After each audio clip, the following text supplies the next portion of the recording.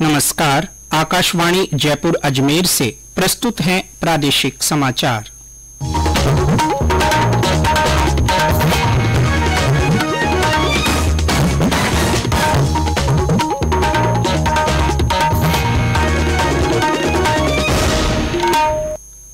मुख्य समाचार। प्रदेश में शीतलहर का असर तेज। सीकर के फतेहपुर में न्यूनतम तापमान -3.5 डिग्री सेल्सियस दर्ज किया गया। प्रधानमंत्री नरेंद्र मोदी ने voice of global south summit को किया संबोधित। कहा, विकासशील देश ऐसी व्यवस्था के इच्छुक हैं जिसमें जलवायु और ऋण संकट के खतरे न हों। आज पूर्व सैनिक दिवस है। इस मौके पर प्रदेश के झुंझुनू सहित देश के 9 स्थानों पर होंगे विशेष कार्यक्रम। और मकर संक्रांति का पर्व आज देश भर में श्रद्धा और उल्लास के साथ मनाया जा रहा है। समाचारों के साथ मैं जितेंद्र सिंह पूनिया। और अब समाचार विस्तार से। प्रधानमंत्री नरेंद्र मोदी ने कहा है कि विकासशील देश ऐसी विश्व व्यवस्था चाहते हैं जिसमें कोविड टीकों का असमान वितरण न हो। प्रधानमंत्री कल वर्चुअल माध्यम से voice of global south summit के समापन सत्र को संबोधित कर रहे थे। उन्होंने कहा कि विकासशील देश ऐसी व्यवस्था के इच्छुक हैं जिसमें जलवायु या ऋण संकट के खतरे न हों, बल्कि समग्र रूप से मानवता की समृद्धि और भलाई के अवसर हों। उन्होंने कहा कि पिछले 2 दिनों में शिखर सम्मेलन में 20 से अधिक विकासशील देशों की भागीदारी देखी गई है। यह ग्लोबल साउथ के देशों का अब तक का सबसे बड़ा आभासी सम्मेलन रहा है। प्रधानमंत्री ने कहा कि भारत G20 के अध्यक्ष के रूप में ग्लोबल साउथ से जुड़े मुद्दों को उठाने का प्रयास करेगा। श्री मोदी ने इस अवसर पर एक नई आरोग्य मैत्री परियोजना की घोषणा की। इस परियोजना के तहत भारत प्राकृतिक आपदाओं या मानवीय संकट से प्रभावित किसी भी विकासशील देश को आवश्यक चिकित्सा आपूर्ति करेगा। प्रधानमंत्री नरेंद्र मोदी ने कहा है कि तेजी से बदलते वैश्विक परिदृश्य में डिजिटलीकरण, ऊर्जा, स्वास्थ्य देखभाल और कृषि जैसे क्षेत्रों में कई और नए अवसर पैदा हो रहे हैं। उन्होंने कहा कि मौजूदा अवसरों का लाभ उठाने के लिए सार्वजनिक और निजी क्षेत्र को तालमेल बैठाते हुए लीक से हटकर सोचने की जरूरत है। श्री मोदी कल नई दिल्ली में नीति आयोग में अर्थशास्त्रियों के साथ बैठक में बोल रहे थे। ये बैठक प्रतिकूल वैश्विक परिस्थितियों के बीच भारत का विकास और लचीलापन विषय पर आधारित थी। उन्होंने भारत में डिजिटल विकास और फिनटेक के माध्यम से समावेशी विकास हासिल करने की क्षमता की सराहना की। प्रधानमंत्री ने भारत के विकास में नारी शक्ति के महत्व को रेखांकित करते हुए कार्यबल में महिलाओं की भागीदारी और बढ़ाने के प्रयास जारी रखने का आग्रह किया।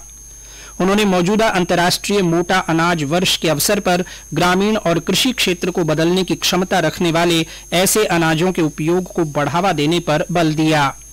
बैठक में आर्थिक विशेषज्ञों ने कृषि से लेकर विनिर्माण तक विविध विषयों पर प्रधानमंत्री के साथ विचार और सुझाव साझा किए। आज पूर्व सैनिक दिवस है। इस मौके पर प्रदेश के झुंझुनू सहित देश के 9 स्थानों पर विशेष कार्यक्रम आयोजित किया जा रहा है। इसी कड़ी में रक्षा मंत्री राजनाथ सिंह आज देहरादून छावनी के जसवंत मैदान में 7वें सशस्त्र बल पूर्व सैनिक दिवस समारोह की अध्यक्षता करेंगे। वे soul of steel alpine challenge नाम की कार यात्रा को झंडी दिखाकर रवाना करेंगे। रक्षा मंत्री सशस्त्र बलों के सर्वोच्च बलिदान और उनकी अतुल्य सेवा को श्रद्धांजलि अर्पित करने के लिए शौर्य स्थल भी राष्ट्र को समर्पित करेंगे। ये अभियान देहरादून से शुरू होकर नीति घाटी में स्थित घमशाली में संपन्न होगा। प्रदेश में शीतलहर चलने और कुछ स्थानों पर मावठ गिरने से सर्दी का असर बढ़ गया है। मौसम विभाग के अनुसार राज्य के अधिकतर भागों में उत्तरी हवाओं के प्रभाव से न्यूनतम तापमान में 3 से 5 डिग्री सेल्सियस की गिरावट होने से राज्य में शीतलहर चल रही है।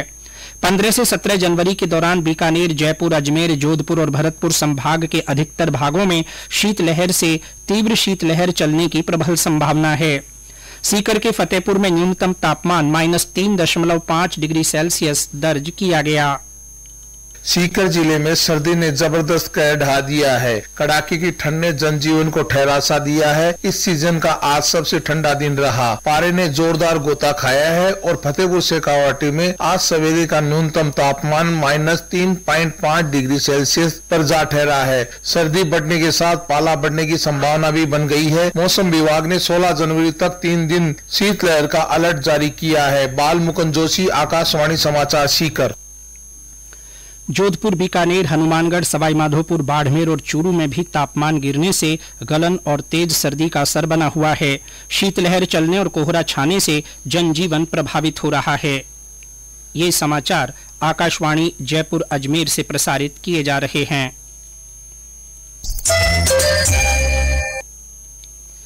समाचारों में आपका फिर स्वागत है।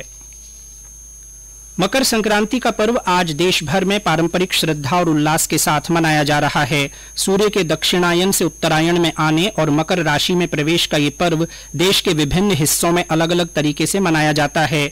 इस मौके पर आसमान जहां पतंगों से अटा रहता है, वहीं घरों में गुड़, तिल और रेवड़ी की मिठाइयां बांटकर दान पुण्य करते हैं। इस मौके पर राष्ट्रपति द्रौपदी मुर्मू, उपराष्ट्रपति जगदीप धनखड़, सूचना और प्रसारण मंत्री अनुराग सिंह ठाकुर ने जहां देशवासियों को मकर संक्रांति की शुभकामनाएं दी हैं, वहीं मुख्यमंत्री अशोक गहलोत ने भी प्रदेशवासियों को सूर्य उपासना के पर्व की बधाई देते हुए कहा कि हमें पतंगों की तरह अपने लक्ष्यों को भी ऊंचाइयां देने के लिए अथक प्रयास करना चाहिए। मुख्यमंत्री ने इस मौके पर प्रदेशवासियों से अपील की है कि वे सावधानी पूर्वक पतंगबाजी करें, जिससे कि किसी भी व्यक्ति और पक्षी को क्षति नहीं पहुंचे। सवाईमाधोपुर जिले में सुबह से ही रामेश्वर धाम स्थित त्रिवेणी संगम और अन्य पवित्र सरोवर पर स्नान के बाद दान और पुण्य का सिलसिला शुरू हो गया है। पुरानी परंपरा के चलते जिले के शहरी और ग्रामीण क्षेत्रों में गिल्ली डंडा खेला जा रहा है। बाड़मेर में भी इस मौके पर जमकर पतंगबाजी की जा रही है। करौली के प्रसिद्ध पांचना बांध और सागर सरोवर में श्रद्धालु स्नान कर रहे हैं। इस मौके पर गरीबों को वस्त्र वितरण के अलावा कई कार्यक्रम आयोजित किए जा रहे हैं। भीलवाड़ा में संचालित गौशाला में लोग गायों को चारा खिलाकर दान पुण्य कर रहे हैं।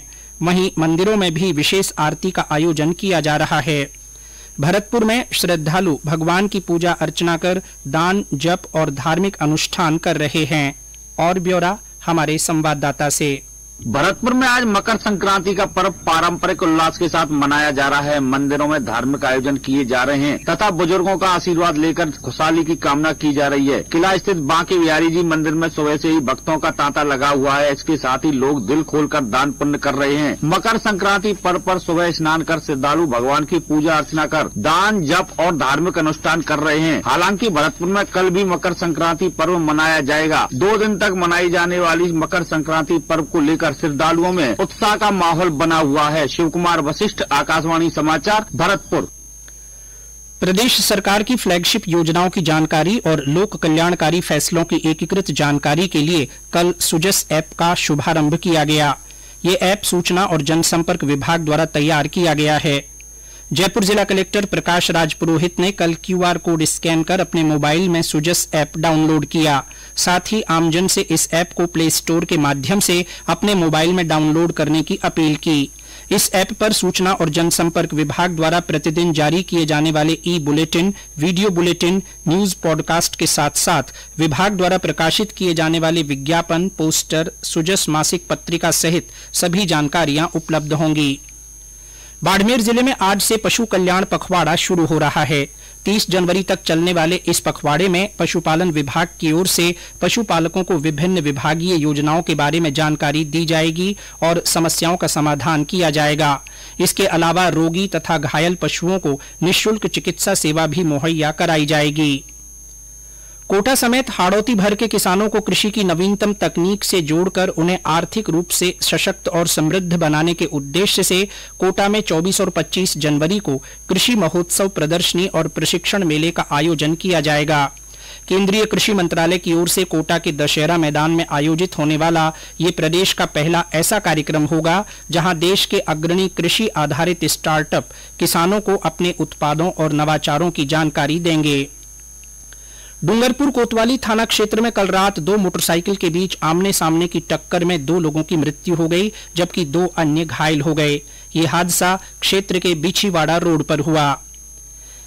FIH हॉकी पुरुष विश्व कप में भारत ने कल स्पेन को 2-0 से पराजित कर दिया। राउरकेला के बिरसा मुंडा हॉकी स्टेडियम में भारत के उपकप्तान अमित रोहिदास ने पहला गोल किया, जबकि हार्दिक सिंह ने एक और गोल कर भारत को आसान विजय दिलाई। और अंत में मुख्य समाचार एक बार फिर। प्रदेश में शीतलहर का असर तेज हो गया है। सीकर के फतेहपुर में न्यूनतम तापमान -3.5 डिग्री सेल्सियस दर्ज किया गया। प्रधानमंत्री नरेंद्र मोदी ने voice of global south summit में कहा कि विकासशील देश ऐसी व्यवस्था के इच्छुक हैं जिसमें जलवायु और ऋण संकट के खतरे न हों। आज पूर्व सैनिक दिवस है। इस मौके पर प्रदेश के झुंझुनू सहित देश के 9 स्थानों पर विशेष कार्यक्रम होंगे। और मकर संक्रांति का पर्व आज देश भर में श्रद्धा और उल्लास के साथ मनाया जा रहा है। इसी के साथ प्रादेशिक समाचार बुलेटिन समाप्त हुआ। नमस्कार।